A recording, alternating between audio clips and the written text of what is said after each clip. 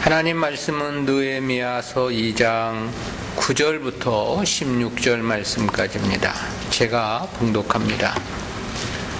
군대 장관과 마병을 보내어 나와 함께 하게 하시기로 내가 강 서편에 있는 총독들에게 이르러 왕의 조서를 전하였더니 호론 사람 산발락과 종되었던 암몬 사람 도비아가 이스라엘 자손을 흥황케 하려는 사람이 왔다 함을 듣고 심히 근심하더라.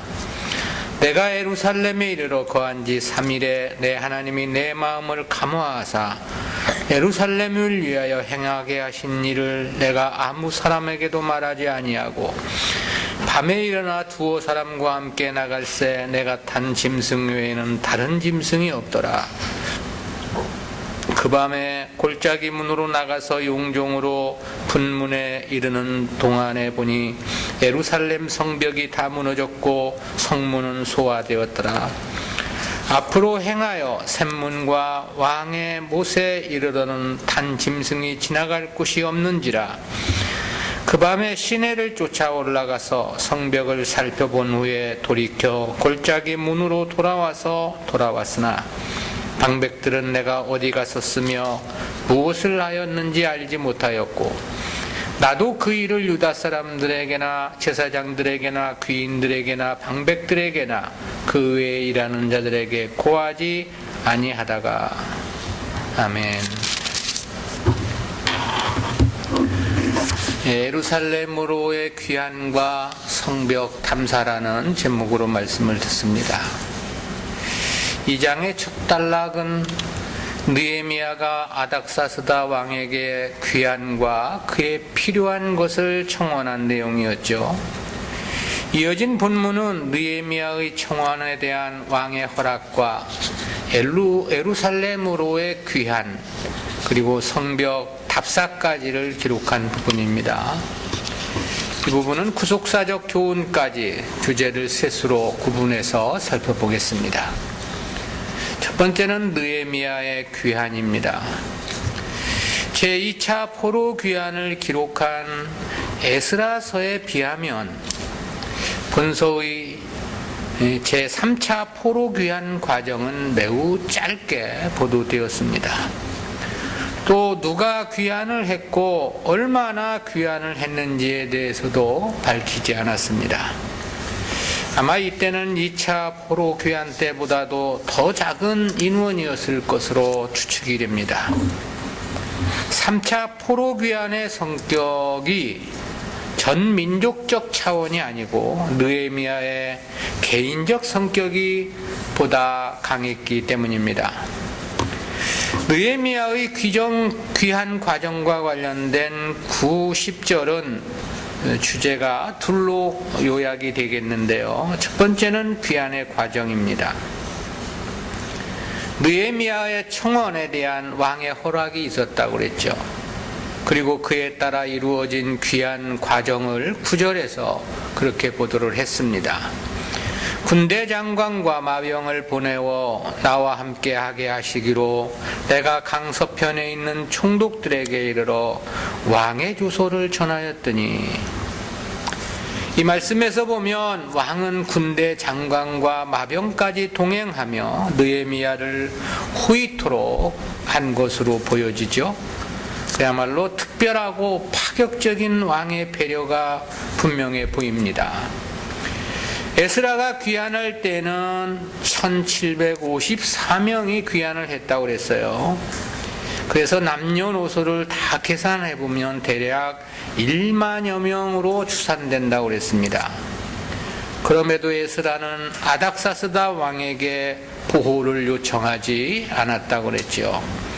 그것은 하나님을 찾는 자에게는 하나님의 보호해 주심이 반드시 있을 것이라고 왕에게 증언했기 때문이라고 그랬습니다. 즉 하나님의 보호하심을 말해놓고 군사들의 보호를 요구한다는 것이 말이 안 되었기 때문에 그래서 그는 요청하지 않았다 그랬는데요. 근데 이때는 아닥사스다 왕이 아예 군대 장관이 거느린 마병 부대로 하여금 느헤미야를 호위케 하였던 거죠. 그 그만큼 왕이 느헤미야를 신임했고 또 아꼈다는 반증과 함께 너무나 적은 인원이 귀환을 했기 때문이 아니냐, 그런 생각도 해보게 됩니다. 그렇지만 당시 마병대의 호의는 단순히 신변 보호에서 그치는 것은 아니었습니다. 왕의 군대와 함께 귀환하는 느헤미야의 위상은 예루살렘 주변 총독들에게 매우 중요한 메시지를 주었을 것입니다.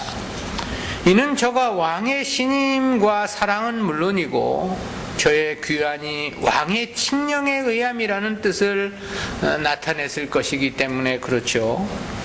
그로 인해 성벽 재건을 방해하는 세력들에게는 기선을 제압하는 역할을 했을 것이 아니냐, 그런 생각도 해보고요. 그렇다는 것은 역시 이어진 말씀에서 또 잘 밝혀주고 있습니다. 두 번째는 산발락과 도비아의 반응입니다. 왕의 군대 장관과 마병의 호의 속에 느헤미야가 예루살렘에 도착했다고 했습니다. 그러자 예루살렘의 중건을 원치 않고 그동안 이스라엘을 괴롭혀왔던 자들이 크게 낙심을 했던 것으로 보이죠. 그래서 10절에서 그렇게 보도를 했습니다. 호론 사람 산발락과 종되었던 암몬 사람 도비야가 이스라엘 자손을 흥왕케 하려는 사람이 왔다함을 듣고 심히 근심하더라. 여기서의 이 호론은 북이스라엘 에브라임 남쪽 지역의 베토론을 가리키는 것으로서 당시는 행정구역상 사마리아에 속해 있던 지역입니다. 그리고 산발랏이란 이름의 어원은 불확실한데요. 혹자는 이를 아수르어의 시누발리 또는 사누발리시라는 말에서 기원한 것으로 봅니다.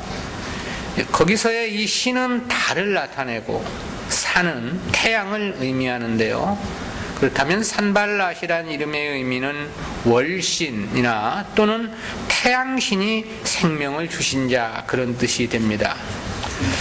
아마도 저는 북이스라엘의 멸망 이후 아수르 왕의 이주 정책에 따라 사마리아에 정착한 혼합 인종의 후손일 것으로 추측이 됩니다. 한편 BC 5세기경에 아람어로 작성된 것으로서 애굽의 남부 지역에서 발견된 파피루스가 있었는데 거기에는 산발랏이 사마리아의 총독이었다는 것과 함께 그의 두 아들 이름이 기록되었다고 그래요. 저의 두 아들의 이름은 하나는 들라야고 하나는 셀레미야인데 이 두 아들의 이름에는 하나님의 이름 예흐와하고 그 하나님의 이름의 축약형 야흐가 포함되어 있습니다. 그러므로 이들이 유다의 대제사장 가문과 교류가 있었다는 사실과 함께 이들이 여호와 신앙과 어느 정도 연관이 있었던 것으로 추측이 되기도 합니다. 그러나 그렇다 하더라도 이들의 여호와 신앙은 순수한 신앙이 아니라 혼합주의적이었을 것이 명백합니다. 왜냐하면 사마리아 산발랏이 관할하던 사마리아 지역이 전반적으로 혼합주의적 신앙 양태였기 때문에 그렇습니다. 제1차 포로 귀환자들이 성전을 재건할 때 이들이 동참을 요구했었는데요. 그것을 스룹바벨이 거절했던 이유도 바로 이러한 신앙 때문이었던 거죠. 도비야는 산발랏의 휘하에 있던 신복으로 보입니다. 저를 산발랏의 종으로 표현했기 때문입니다. 이 도비야라는 뜻은 여호와의 선하심, 그런 뜻인데요. 그럼에도 저는 예루살렘 성벽 재건 방해의 주도적 역할을 감당했던 인물입니다. 또 저에 대해서는 암몬 사람이라고 그랬지 않습니까? 그러면서도 본서 13장 4절에 보면 저는 이스라엘의 대제사장과 연락이 있었음을 소개하고 있고요. 본래 암몬 족속은 밀고 무상을 숭배를 했었습니다. 때문에 이스라엘 자손들은 이들과의 교제 자체를 꺼려 했었는데요. 그럼에도 저가 어떻게 이스라엘의 대제사장과 가까운 관계를 유지할 수 있었을까? 주석가들은 저가 이스라엘 자손과 암몬 자손 사이에 태어난 혼혈아였을 것으로 추정을 하기도 합니다. 또는 저가 암몬 족속이었으나 사마리아로 이주해서 그 지역 주민이 됐고 그때부터 어쨌든 외식적이나마 여호와 신앙을 가졌을 것으로 추측을 하기도 합니다. 당시 사마리아에는 다양한 민족들이 뒤섞여 살고 있었습니다. 따라서 통혼과 혼혈이 광범위하게 이루어질 수밖에 없었죠.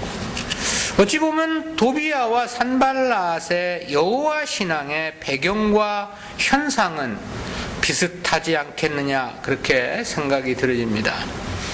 때문에 이들은 예루살렘 성전 재건 때 거부를 당한 이후 사마리아 그리심산에 성전을 세웠던 것일 거고요. 그리고 그들은 모세 오경만을 성경으로 인정하고 자기들 나름대로 하나님을 섬겼던 것입니다. 때문에 주님은 사마리아 여인과의 대화에서 너희는 알지 못하는 것을 예배했다고 그렇게 평가하시기도 하셨죠. 아무튼 이들은 느헤미야가 예루살렘에 도착했다는 소식을 접하고 근심했다 그랬습니다. 그리고 그 이유는 이스라엘 자손을 흥왕케 하려는 사람이 왔기 때문이라고 이렇게 밝혔는데요. 이러한 말씀에서도 보면 저들의 그 신앙이 순수한 것이 아니었음이 명백하죠. 왜냐하면 순수한 신앙이었다면 오히려 감사하고 기뻐해야 할 일이었기 때문에 그렇습니다. 당시 산발락과 도비아는 팔레스틴 지역에서 막강한 권력을 행사하고 있었습니다. 그렇다는 것은 도비아가 예루살렘의 대제사장 엘리아십과의 밀접한 연관관계가 있었다는 것에서도 어느 정도 유추가 됩니다. 당시 바사 정부는 피종복 국가들에 대해서 원칙적으로 자치를 허용하는 정책을 펼쳤습니다. 그러나 이스라엘은 완전한 자치를 시행하지 못하고 사마리아의 방백들의 통치를 받고 있었던 것입니다. 그것은 1, 2차 포로귀환의 전체 인구가 고작해야 6만여 명에 불과했기 때문이었습니다. 그런데 바사 왕의 측근인 느헤미야가 유다의 총독으로 부임을 해왔던 거죠. 따라서 이스라엘이 자신들의 영향력 아래서 벗어날 것이란 사실에 근심을 했다라는 것입니다. 때문에 저들은 계속해서 이스라엘의 회복을 무력화시키려 했음을 우리가 이어지는 말씀을 통해서 확인할 수 있습니다. 어느 시대나 사단의 역사는 끊임없이 성도들의 신앙을 위협한다는 사실을 깨닫습니다. 그리고 그것은 믿는다고 하는 사람들에 의해 자행된다는 사실도 깨닫게 되죠. 따라서 교회는 이러한 혼합신앙을 축칠해내야 되고 배격해야 한다는 생각을 해보게 됩니다. 그리고 이를 위해서는 진리의 등불을 밝히 켜야만 하겠죠. 그렇지 않으면 자신도 모른 채 혼합주의 신앙으로의 추락은 불가피할 것이기 때문에 그렇습니다. 두 번째는 무너진 성벽의 비밀 탐사입니다. 느헤미야의 귀환은 성벽 재건이 제1의 목적이었습니다. 때문에 저는 무엇보다 예루살렘 성벽이 과연 어떤 상태인지가 궁금했던 것으로 사료됩니다. 따라서 이를 파악하고자 비밀리에 탐사에 나선 것이죠. 이에 대한 내용을 보도한 11절부터 16절은 주제가 5으로 구분이 됩니다. 첫 번째는 성벽 탐사 서론입니다. 성벽 탐사와 관련해서는 11절, 12절에서 그렇게 보도를 했습니다. 내가 예루살렘에 이르러 거한 지 3일에 내 하나님이 내 마음을 감화하사 예루살렘을 위하여 행하게 하신 일을 내가 아무 사람에게도 말하지 아니하고 밤에 일어나 두어 사람과 함께 나갈새 내가 탄 짐승 외에는 다른 짐승이 없더라. 느헤미야는 먼저 성벽 탐사 시점을 보도했습니다. 이에 대해서 예루살렘에 이르러 거한 지 3일이라고 말했어요. 그렇다면 도착한 날을 제외하고 하루를 쉬고 3일째 되는 날 성벽 탐사를 했다는 것이 됩니다. 2차 포로귀환 때 바사에서 예루살렘까지의 여행 기간은 4개월이었습니다. 따라서 느헤미야의 일행 역시 비슷한 시간이 소요되었을 것으로 추정해 볼 수 있겠습니다. 그렇다면 이 3일은 휴식할 만한 시간적 여유도 갖지 못했을 것으로 보입니다. 왜냐하면 도착하자마자 먼저 머물 곳을 정해야만 했을 것이고 짐을 정리하기도 부족한 시간이었기 때문에 그렇습니다. 그만큼 느헤미야가 성벽 재건은 시급하고 중대한 사안으로 그렇게 받아들이고 인식하고 있었음을 말해주고 있는 거죠. 그리고 이러한 느헤미야의 행동은 자신의 의지라고 말하지 않았습니다. 내 하나님이 내 마음을 감화하사 그랬는데요. 느헤미야는 자신이 갖게 된 성벽 재건에 대한 결단이 하나님께서 주신 사명으로 확신을 했던 거죠. 그리고 성벽 탐사에 대해서는 그 누구에게도 말하지 않고 비밀리에 진행을 했다고 했습니다. 그것은 당시 성벽 재건을 방해하는 적대 세력들 때문이었을 것입니다. 당시 적대 세력의 주동자인 산발락과 도비아는 예루살렘에 내통하는 자들이 많았습니다. 본서 6장 10절에 보면 스마야란 인물이 소개되는데 저는 도비아와 산발락에게 뇌물을 받고 느헤미야에게 거짓 예언을 했다고 그렇게 밝혀주고 있고요. 또 6장 14절에서는 저들의 편에 서서 느헤미야를 두렵게 한 여선지 노아다와하고 그 남은 선지자들을 또 말씀하기도 합니다. 또 13장 4절에서는 제사장 엘리야십이 도비아와 연락이 있었다 이렇게 밝혀주고 있고 13장 7절에서는 성전뜰에 도비아의 방이 마련되어 있었다고 밝혀주고 있습니다. 이처럼 당시 이스라엘 안에는 저들과 은밀히 내통하는 자들이 많았던 겁니다. 그것도 그 당시 이스라엘의 지도자들이었던 거죠. 느헤미야는 아마 이러한 정황을 어느 정도 파악하고 있었던 것으로 추정이 됩니다. 때문에 자신의 성벽 탐사 계획을 그 누구에게도 알리지 않았던 거죠. 그러면서 밤에 일어나 두어 사람과 함께 나갈새 내가 탄 짐승 외에는 다른 짐승이 없었다고 이야기하지 않았습니까? 여기서 자기들이 탄 짐승 외에 다른 짐승이 없었더라고 하면 깊은 밤에 은밀히 이 일을 행했음을 말해주고 있는 거죠.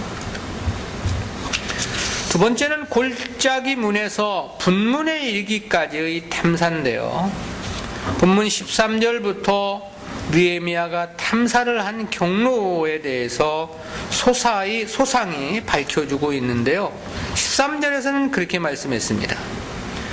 그 밤에 골짜기 문으로 나가서 용종으로 분문에 이르는 동안에 보니 예루살렘 성벽이 다 무너졌고 성문은 소화되었더라. 여기서 이 골짜기 문은 예루살렘 성의 서쪽으로 흰놈의 골짜기 방향으로 내려가는 문입니다. 느헤미야가 이 문을 성벽 탐사의 시발점으로 삼은 것은 12절과 연결해서 볼 때 사람들의 눈을 피하기 용이했기 때문으로 보입니다.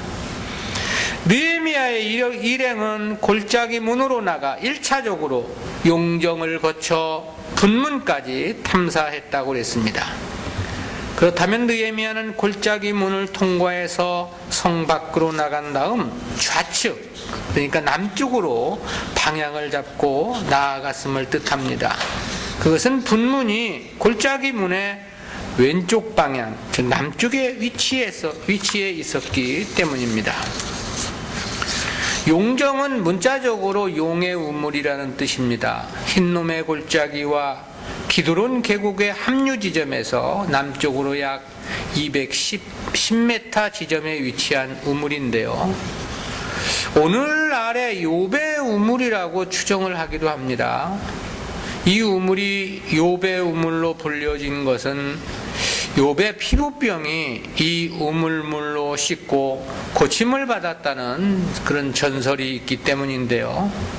그렇지만 그럴 수는 없다 그런 생각을 해봅니다. 왜냐하면 욥은 동방에서 산 것으로 욥기서에서 그렇게 말씀을 하고 있기 때문에 그렇죠. 그리고 하나님에 의해서 치유함을 받은 거지 무슨 연못의 물로 그렇게 해서 나았다라는 것도 욥기서에서 보면 전혀 근거가 나타나지 않습니다. 최근에 와서는 이게 실로암 못이라는 주장도 있고, 또 다윗이 압살롬의 반역으로 도망칠 때 일이죠. 압살롬의 계략을 다윗에게 알려주려던 요나단과 아히마아스가 뒤쫓아오는 압살롬의 군대를 피해 숨어 들어갔던 그 우물, 그것이 이 우물이 아니냐 그런 추측을 하는 사람들도 있습니다. 이 분문은 똥의 문이라는 뜻입니다. 과거부터 이 생활 쓰레기나 희생제사 제물인 짐승의 배설물 등이 흰놈의 골짜기로 버려질 때 이 문을 사용했기 때문에 이 분문이라는 이름이 붙여진 것입니다. 이는 출발지였던 골짜기 문에서 남쪽으로 약 1,000규빅, 즉 450m 정도 떨어진 곳입니다. 혹자는 이러한 지역적 특성 때문에 이 문 주변에는 예루살렘 내의 최하층민들이 살았을 것으로 추측을 하기도 합니다.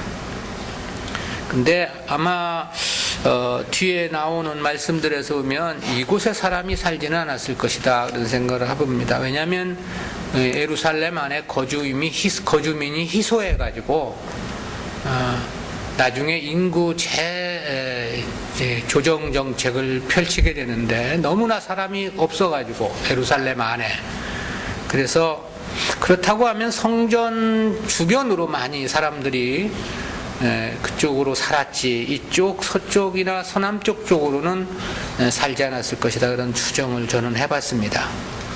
근데 그 골짜기 문에서 분문까지 성벽은 다 무너졌고 성문은 소화되었다고 그랬습니다. 근데 이러한 상태는 BC 586년 바벨론에 의해 훼손된 것을 말하는 것은 아닙니다. 그동안 이스라엘 백성들이 다시 재건을 했지만 그 이후 주변의 악한 자들에 의해 자행된 파괴를 말하는 것이죠. 그렇다는 것은 성벽 재건을 하다가 2번이나 중단되었다는 역사가 그것을 보증해 줍니다. 세 번째는 샘문과 용의 못 탐사입니다. 용정과 분문을 지나 살핀 곳은 14절에서 그렇게 보도를 했죠. 앞으로 행하여 샘문과 왕의 못에 이르르는 탄 짐승이 지나갈 곳이 없는지라. 여기서 앞으로 행하여라는 말은 남쪽으로 내려가다가 좌측으로 꺾여져 동쪽으로 기드론 골짜기를 내려다보면서 나아갔다 그런 표현입니다. 그리고 그곳에 있는 샘문과 왕의 못에 이르렀다고 그랬고요. 샘문은 예루살렘 성벽 남동쪽에 위치한 성문 중 하나입니다. 열왕기하 25장 4절에 나오는 왕의 동산 견문일 것으로 추정을 하기도 하고, 기드론과 흰놈의 골짜기가 만나는 남쪽 220m 정도에 위치한 곳으로 추정을 합니다. 이곳을 샘문이라 하면 바로 그 앞에 있는 왕의 못에서 물을 기르려는 사람들이 이 문을 통과했기 때문이라고 그렇게 주석가들은 설명을 합니다. 그리고 그 샘문을 통과하면 바로 앞에 왕의 못이 있었다고 전해집니다. 3장 15절에서는 셀라못이라고 했는데 이는 신약 성경 누가복음 13장 4절이나 요한복음 9장 7절이나 11절에서 소개된 실로암 못일 것으로 추정을 하기도 합니다. 또 실로암 못과 오펠 못 사이에 있는 못으로 보는 견해도 있는데요. 이 못을 왕의 못으로 부르게 된 것은 왕의 동산 부근에 있는 못이었기 때문입니다. 근데 이곳은 짐승을 타고는 지나갈 수 없었다고 그랬습니다. 그렇다면 왕의 못을 포함한 동편 성벽은 완전히 파괴됐고 무너진 돌무더기로 인해 작은 오솔길조차도 없었던 것으로 보이죠. 당시 타고 간 짐승은 말이나 낙이었을 것입니다. 그런데 그 짐승 한 마리조차도 지나갈 만한 작은 길조차 없었다는 거죠. 성경학자들은 이곳이 느헤미야가 탐사한 성벽 중에 가장 크게 파괴되었던 것으로 그렇게 추정을 하기도 합니다. 네 번째는 시내와 성벽 탐사입니다. 샘문에 이르러서 더 이상 짐승을 타고 지나갈 수가 없었다고 그랬죠. 그 이후의 행로에 대해서 15절에서 그렇게 보도를 했습니다. 그 밤에 시내를 쫓아 올라가서 성벽을 살펴본 후에 돌이켜 골짜기 문으로 들어와서 돌아왔으나 시내를 쫓아 올라갔다 그랬습니다. 여기서의 시내는 예루살렘 성읍 동쪽에 있는 이 기드론 시내를 가리키는 말입니다. 즉 더 이상 짐승을 타고는 갈 수 없었기 때문에 도보로 시내를 따라 북쪽으로 향했음을 가리키고 있는 거죠. 그리고 그 후 어디까지 더 성벽을 탐사했는지는 정확히 밝히지 않았습니다. 느헤미야는 시내를 쫓아 올라가서 성벽을 살펴보았다는 것까지만 밝혔습니다. 그리고 돌이켜 골짜기 문을 통해서 돌아왔다고 말씀하고 있죠. 때문에 주석가들은 느헤미야가 북쪽 성벽까지는 탐사하지 않은 것으로 추정을 합니다. 더러 성벽 전체를 돌아보았다는 주장도 있기는 한데요. 그러나 그렇지 않을 것이라고 보는 견해가 지배적입니다. 그 이유는 북쪽 성벽은 비교적 파괴가 심하지 않았을 것이라고 설명을 하고요. 또 그쪽에는 성전이 있었기 때문에 사람들의 거주지가 밀집되어 있어 사람들에게 발견될 수도 있었기 때문이라는 설명도 있습니다. 따라서 기드론 시내를 따라 어느 정도 올라가다가 다시 온 길을 되돌아 처음 성 밖으로 나갔던 골짜기 문으로 들어왔을 것으로 그렇게 추정을 하는 것입니다. 또 하룻밤에 성 전체를 돌아본다는 것도 무리였을 것이라는 생각도 들어집니다. 다섯 번째는 탐사의 결과입니다. 탐사를 마치고 숙소로 돌아온 느헤미야는 자신의 그날 밤의 행적을 누구에게도 알리지 않았다고 했습니다. 16절이죠. 방백들은 내가 어디 갔었으며 무엇을 하였는지 알지 못하였고 나도 그 일을 유다 사람들에게나 제사장들에게나 귀인들에게나 방백들에게나 그 외에 일하는 자들에게 고하지 아니하다가 그랬습니다. 그 어느 누구도 자신의 성벽 탐사에 대해 몰랐다라는 거죠. 그것은 자신이 비밀리에 탐사를 했고 그 누구에게도 이를 알리지 않았다는 것을 말해주고 있는 거죠. 우리는 이러한 말씀을 통해서 두 가지 구속사적 교훈을 생각해 봅니다. 첫 번째는 믿음의 역사는 무엇보다 최우선의 과제라는 그런 교훈입니다. 그것은 성벽 재건을 위한 느헤미야의 행적을 통해서 깨닫는 교훈입니다. 11절에서 보면 저는 귀환하여 3일을 머물렀다 그랬습니다. 그러나 이 3일은 이스라엘의 일반적인 계산으로는 만 3일을 말하는 게 아닙니다. 도착한 날까지를 포함을 하는 거죠. 그리고 3일 되는 밤에 성벽 탐사에 나섰다고 그랬습니다. 그렇다면 만 이틀째 되는 날 성벽 탐사에 나섰다는 그런 뜻이 됩니다. 당시 수산에서 예루살렘까지는 대략 4개월이 걸렸다고 그랬잖아요. 제 2차 귀환 때. 아무리 인원이 얼마 안 돼가지고 빨리 왔다 하더라도 3개월은 걸릴 것이라는 계산을 해볼 수 있겠는데요. 그렇다면 예루살렘에 도착했을 때는 매우 심신이 지쳐 있었을 것이 분명합니다. 3개월을 밖에서 먹고 자고 해야만 했을 테니까요. 도착한 이후에는 가장 우선적으로 짐을 풀고 머물 곳을 정리해야만 하는 시간이 필요하기도 했을 것이고요. 그리고 에스라를 비롯한 방백들과의 면담도 있었을 것입니다. 그렇다면 실제 쉴 만한 시간은 전혀 갖지 못했을 것이란 생각을 해볼 수 있겠죠. 이후에도 보면 저는 성벽 중건을 완성하기까지 한시도 쉴 틈을 갖지 못함을 볼 수 있습니다. 그것은 성벽 재건 개시 52일 만에 성벽 중건이 완성되었다는 사실에서도 알 수 있습니다. 이 일이 그렇게 초음을 다투는 일은 사실 아니었습니다.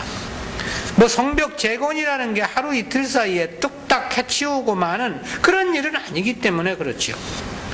또 그동안 무너진 채로 방치된 세월이 140년이 넘는 세월입니다. 그렇다고 지금 무슨 적군이 쳐들어오는 상황도 아니었고요. 따라서 시간적인 여유를 갖고 천천히 해도 크게 문제될 것은 없을 것이 아니냐, 그런 생각을 해볼 수 있죠. 그럼에도 보면 저는 하루의 지체도 허용치 않고 있음을 우리가 볼 수 있지 않습니까? 성벽을 탐사하는 과정을 12절에서는 밤에 일어나 그랬습니다. 그리고 13절에서도 또다시 그 밤에라는 표현을 썼는데요. 이는 어찌 보면 온 밤이란 의미를 시사합니다. 다시 말하면 하룻밤 사이에 모두 탐사하기란 쉽지 않은데 그날 밤에 성벽 탐사를 모두 마쳤다는 그런 의미이죠. 그야말로 초음을 다투는 것처럼 시간을 지체하지 않았다, 그렇게 생각해 볼 수 있겠지요.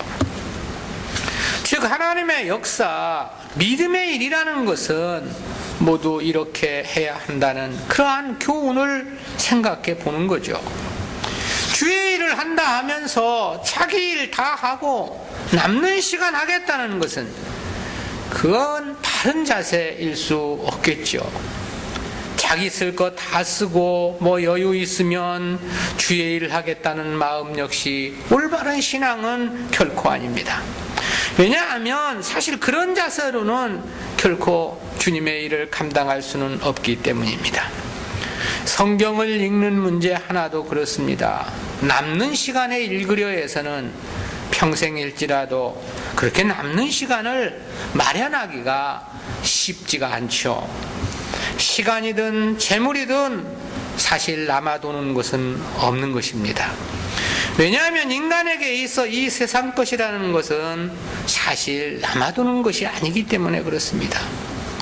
대통령이 되어도 남는 것은 없는 것이고 억만장자 삼상재벌이라 하더라도 사실 남는 건 없는 것입니다. 인간의 욕심이 무적행과 같이 끝이 없기 때문에 그렇죠. 때문에 믿는 일은 언제나 먼저 해야 한다는 분명한 입장을 가져야 됩니다. 가장 우선해서 해야만 하는 거죠. 그리하지 않으면 기회는 그냥 속수무책 지나갈 수밖에 없기 때문에 그렇습니다. 또 그것은 가치적인 측면에서도 그렇죠.